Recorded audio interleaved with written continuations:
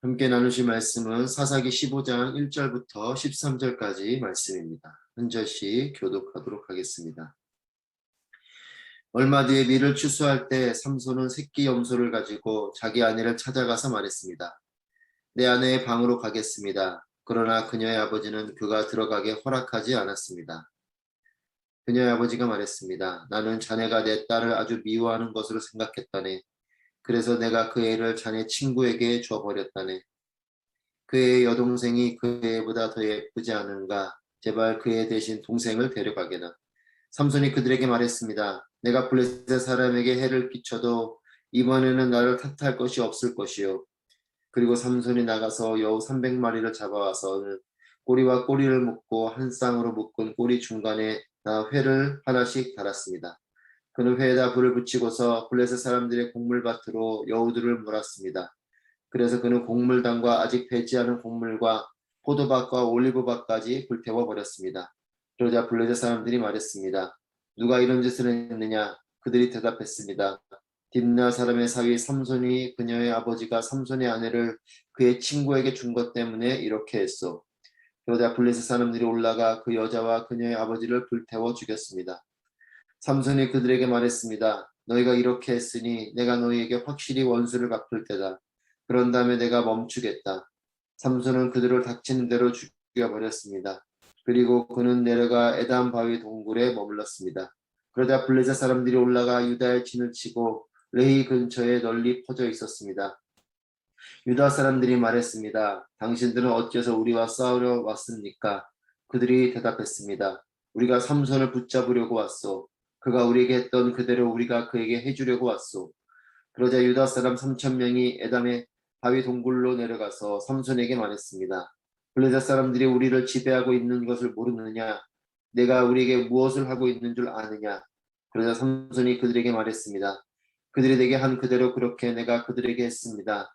유다 사람들이 삼손에게 말했습니다. 우리가 너를 붙잡아 블레셋 사람들 손에 넘겨주려고 왔다. 삼손이 그들에게 말했습니다. 당신들이 직접 나를 죽이지 않는다고 내게 맹세하시오. 그들이 그에게 말했습니다. 죽이지 않겠다. 우리가 너를 붙잡기만 해서 그들의 손에 넘겨주겠다. 우리가 결코 너를 죽이지 않겠다.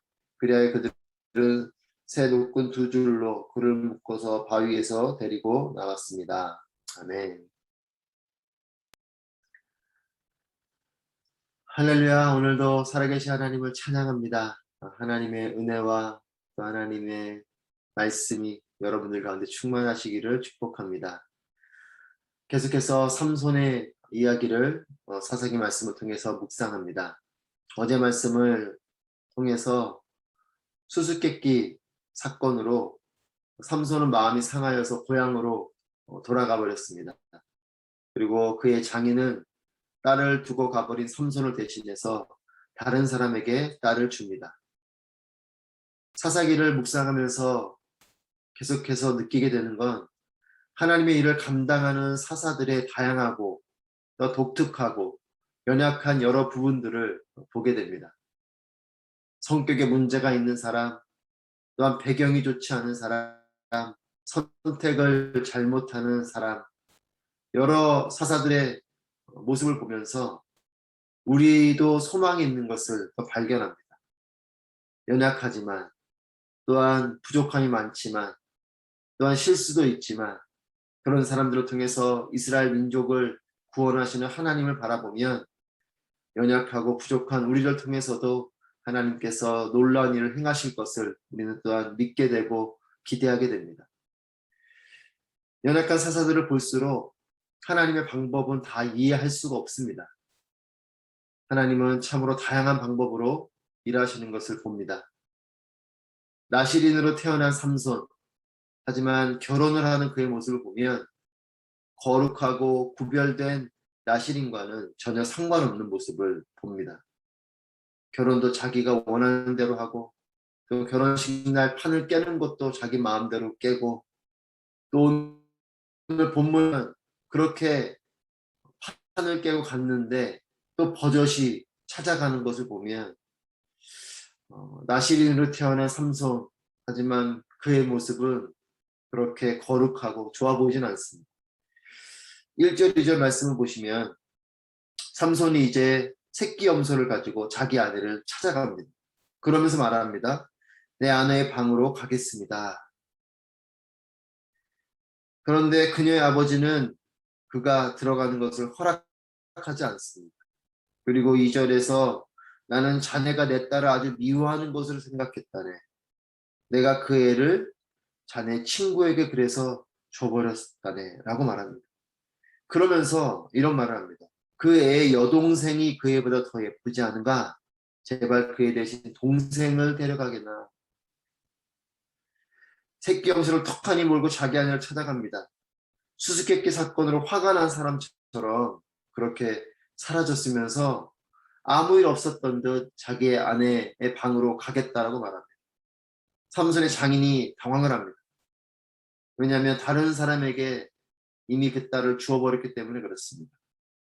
그러면서 그 여동생을 더 예쁘지 않은가라고 말을 하면서 그 예쁜 여동생을 대신 데려가라 라고 말을 합니다. 이 장면을 가만히 보면 인간의 연약함과 죄성이 여실히 드러나는 것을 보게 돼요. 무책임하고 막무가내의 삼손의 모습을 보면 또한 딸을 두고 거래하고 있는 이런 기회주의자인 장인의 모습을 보면 누구를 탓할 수 없는 모두가 연약한 모습을 봅니다. 삼손도 연약하고 참 부족하고 또 딸을 두고 거래하는 이런 기회주의자인 장인의 모습도 안타깝고 부족하고 연약하죠. 자신의 아내를 다른 사람에게 주고 또한 그 동생의 미모를 거론하며 거래하는 장인의 말이 떨어지기가 무섭게 삼손은 분노를 표출합니다. 3절부터 7절 말씀에 이제 이 분노를 표출하면서 블레셋 사람들을 향해서 해코지를 해요. 그럴 만한 명분을 앞세워서 거침없이 행합니다. 여우 300마리를 잡아가지고 와서 한 쌍씩 묶습니다.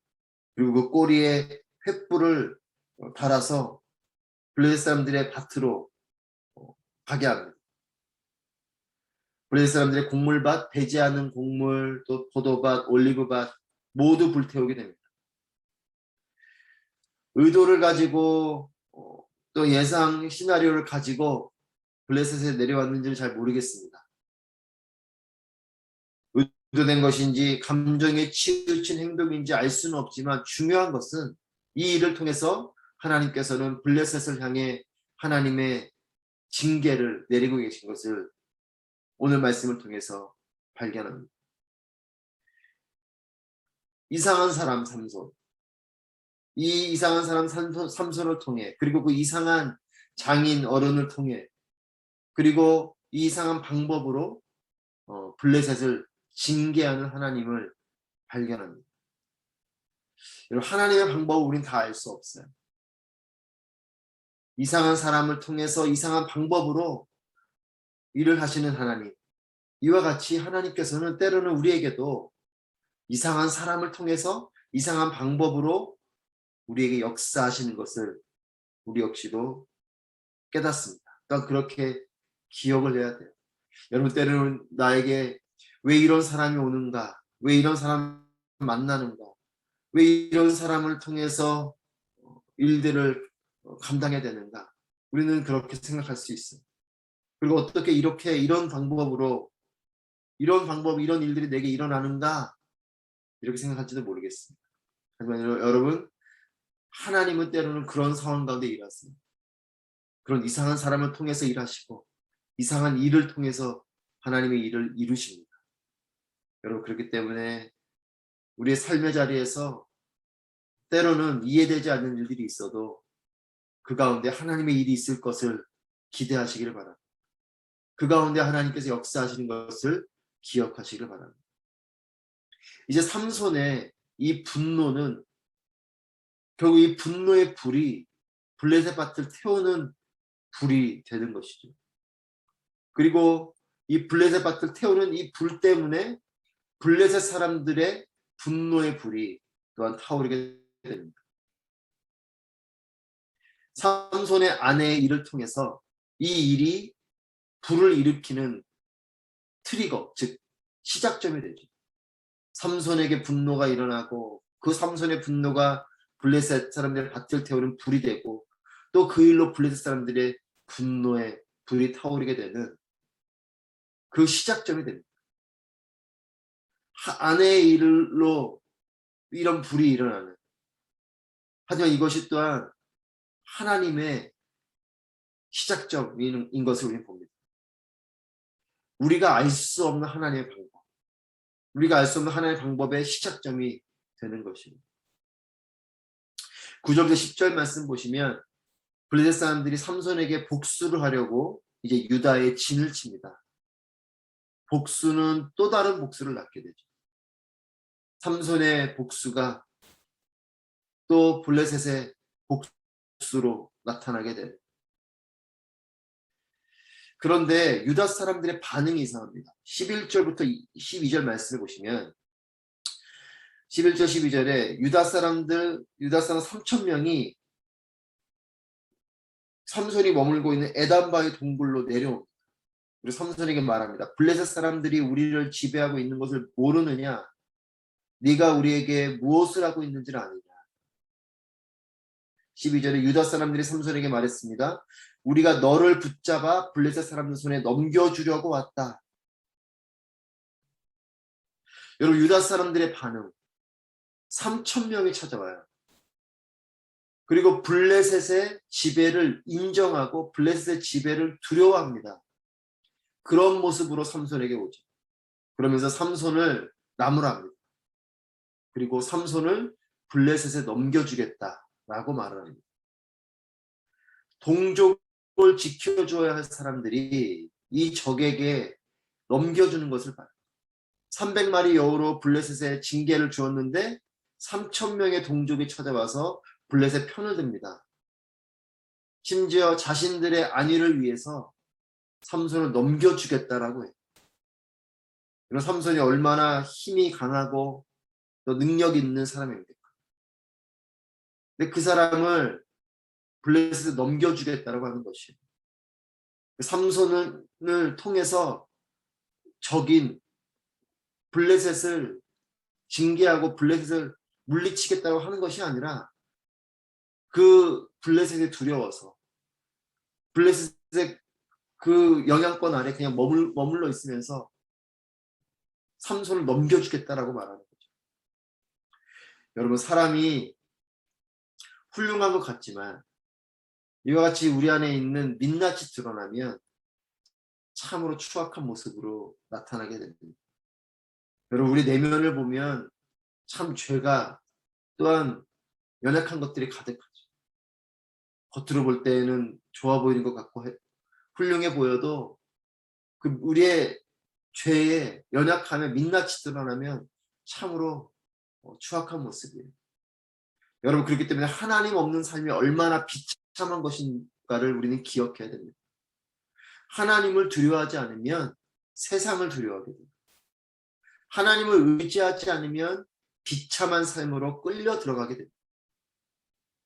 놀라운 힘을 가진 삼손을 결국은 그들에게 넘겨주겠다라고 하는 이들의 요구에 삼손 역시 순순히 잡혀줍니다. 당신들이 직접 나를 죽이지 않는다고 맹세하시. 그러면 내가 붙잡혀 주겠다라는 것이. 동족들을 위해서 자신이 잡혀주기로 한 것입니다. 저는 이 장면을 보면서 어린 양 되신 예수 그리스도의 모습을 보게 됩니다. 여러분, 구원은 놀라운 하나님의 방법으로 이루어졌습니다. 이렇게 순순히, 여러분, 삼손이 순순히 잡혀질 만한 사람이 아니지 않습니까? 그런데 순순히 잡혀져요. 그리고 끌려갑니다. 여러분, 죽임당하시는 예수 그리스도의 모습, 이 모습일 때의 구원은 진정한 구원이 되는 것이죠.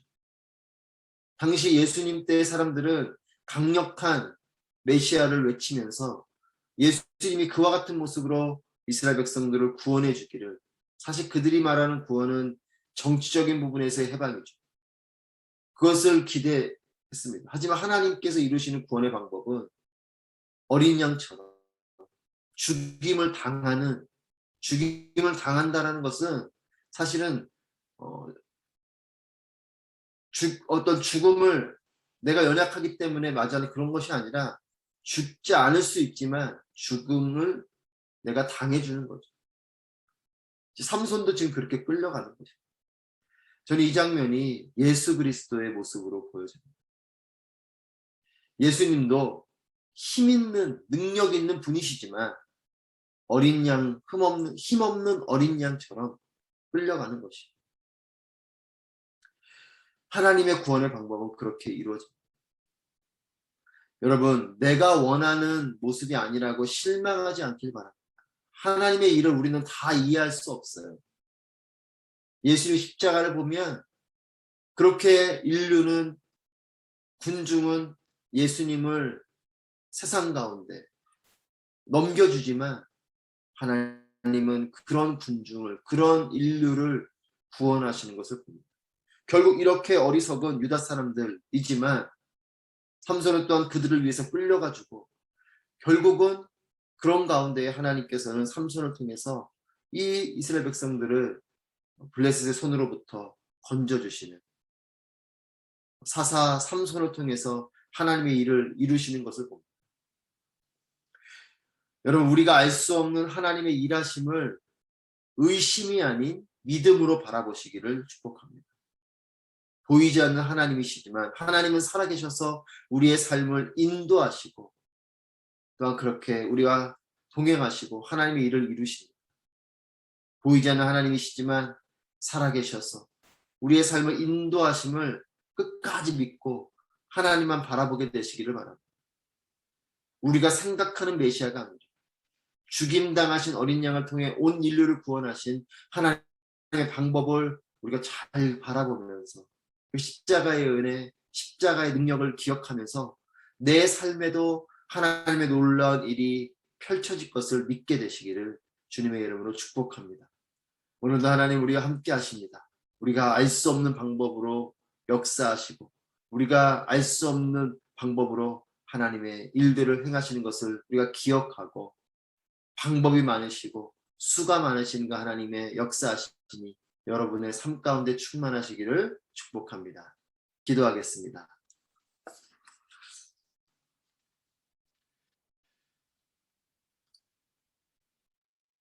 제가 기도하실 때에 오늘 말씀을 기억하시면서 우리가 알 수 없는 하나님의 일하심을 의심이 아니라 믿음으로 바라보게 하여 주시옵소서. 보이지 않는 하나님이시지만 하나님은 살아계셔서 우리의 삶을 인도하심을 믿고 끝까지 하나님만 바라보게 하여 주시옵소서. 두 번째로 하나님의 방법으로 나를 구원해 주심에 감사드리며 내 평생의 삶에 하나님의 구원, 하나님의 인도하심이 오직 하나님의 방법대로 이루어지게 하시고 그것을 분별하고 깨달아 알게 하여 주시옵소서. 오늘 말씀을 기억하면서 함께 기도하며 나아가겠습니다. 기도하겠습니다.